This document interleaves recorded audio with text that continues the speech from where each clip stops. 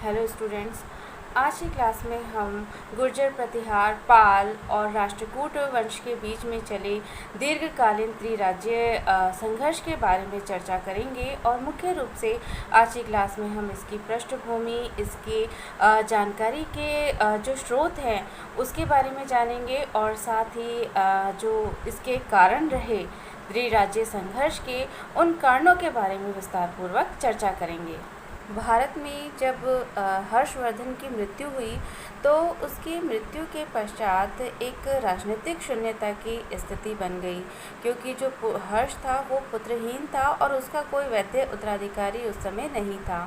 तो यही वजह रही कि हर्ष के बाद भारतवर्ष के राजनीतिक परिदृश्य में हमें भारी परिवर्तन देखने को मिलता है।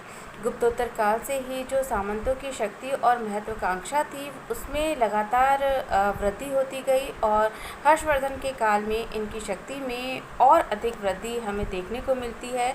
लेकिन हर्षवर्धन का जो काल था उसमें केंद्रीय सत्ता शक्तिशाली थी और यही कारण था कि विकेंद्रीकरण की प्रवृत्तियां अपना प्रभाव उस समय प्रकट नहीं कर सकी। लेकिन जब उसकी मृत्यु हुई तो मृत्यु के उपरांत इन सामंती शक्तियों द्वारा देश की राजनीतिक एकता को छिन्न भिन्न कर दिया गया और देश में बहुत सारे नवीन राजवंश उत्पन्न हुए। इन 3 राजवंशों में अपेक्षाकृत जो अधिक प्रभावशाली थे वे थे पश्चिमी भारत में गुर्जर प्रतिहार वंश, दक्कन में राष्ट्रकूट वंश और पूर्वी भारत में पाल वंश। अपने अपने क्षेत्रों में इन तीनों राजवंशों द्वारा दीर्घ काल तक शासन किया गया, लेकिन जो इनका अधिकांश समय था वो आपसी संघर्ष में ही व्यतीत हुआ।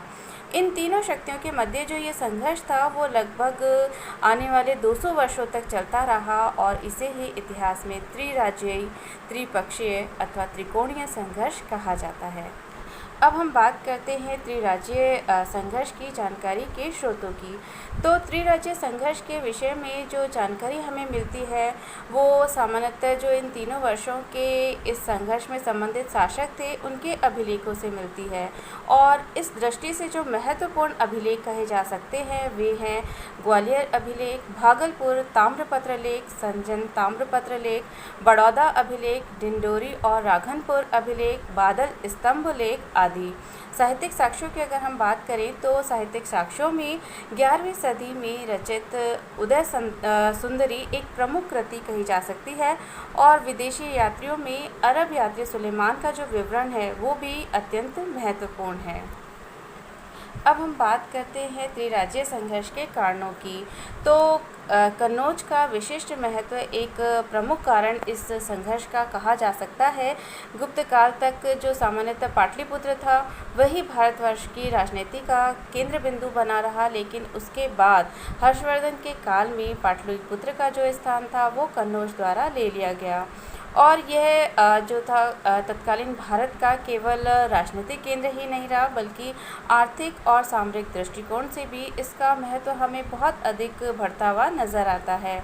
कन्नौज एक महत्वपूर्ण व्यापारिक केंद्र के रूप में अपनी प्रतिष्ठा स्थापित कर चुका था और अगर सांस्कृतिक दृष्टिकोण से भी हम देखें तो हर्षवर्धन के काल में इस नगरी का कायाकल्प हो गया था और ये नवीन राजवंश कन्नौज पर अपना अपना अधिकार स्थापित करने को लालायित थे और यही वजह रही कि इन्हें आपस में युद्ध करने पड़े। साम्राज्यवादी प्रवृत्तियां भी त्रिराज्यीय संघर्ष का प्रमुख उत्तरदायी कारण कही जा सकती हैं।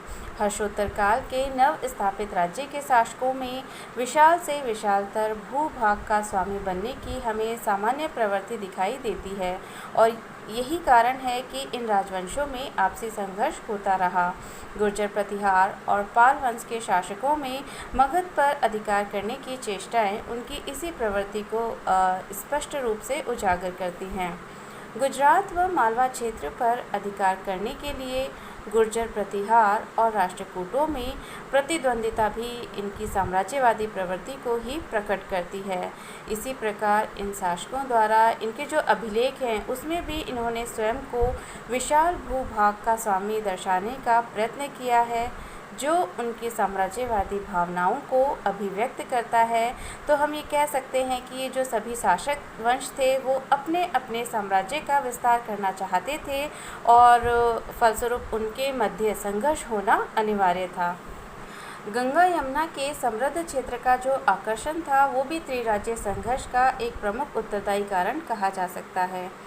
नव स्थापित राजवंशों को अपनी आर्थिक आवश्यकताओं को पूरा करने के लिए गंगा घाटी का उपजाऊ मैदान आकर्षित करता था और उत्तरी भारत का ये जो विशाल भूभाग था वो बहुत अधिक उपजाऊ क्षेत्र रहा है।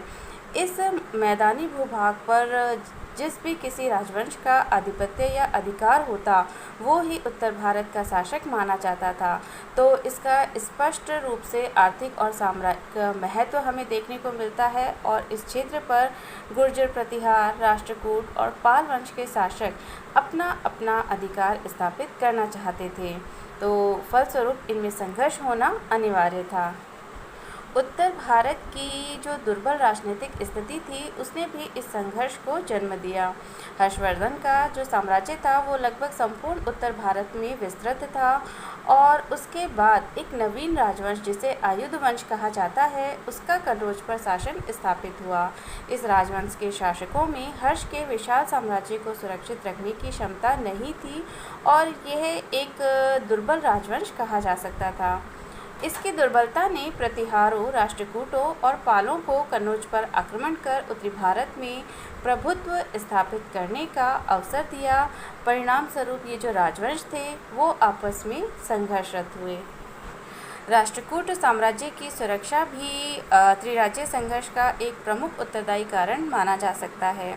राष्ट्रकूट राजवंश दक्कन या दक्षिण में शासन किया करता था जो उत्तर भारत से अपेक्षाकृत अधिक दूर था और यही वजह थी कि राष्ट्रकूट शासकों ने उत्तर भारत में जो विजय अभियान किए उनको स्थायी बनाने के लिए उनके द्वारा कोई प्रयास नहीं किया गया, लेकिन यह अपने साम्राज्य को सुरक्षित रखने के लिए अन्य राज्यों को बहुत अधिक शक्तिशाली नहीं होने देना चाहते थे और यही वजह थी कि प्रतिहार शासक वत्सराज ने जब पाल शासक धर्मपाल को पराजित किया और उसके राजछत्र इत्यादि का अपहरण कर लिया, तब राष्ट्रकूट नरेश ध्रुव ने वत्सराज पर आक्रमण कर उसे परास्त किया और उसकी बढ़ती हुई शक्ति पर अंकुश लगाया।